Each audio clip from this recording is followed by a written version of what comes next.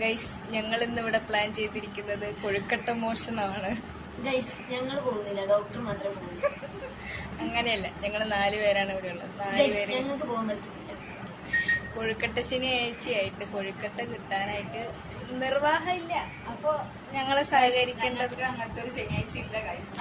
ശനിയാഴ്ച ഉള്ള കേസാണ് ഈ ഇരിക്കുന്ന കേസ്. കൂടെയുള്ളവർ ഞങ്ങളുമായിട്ട് സഹകരിക്കണല്ലോ.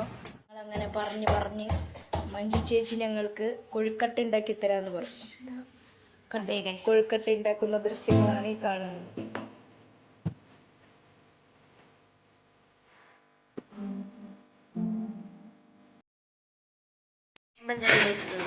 ഇതാണ് നമ്മുടെ തേങ്ങ മഞ്ചാടി.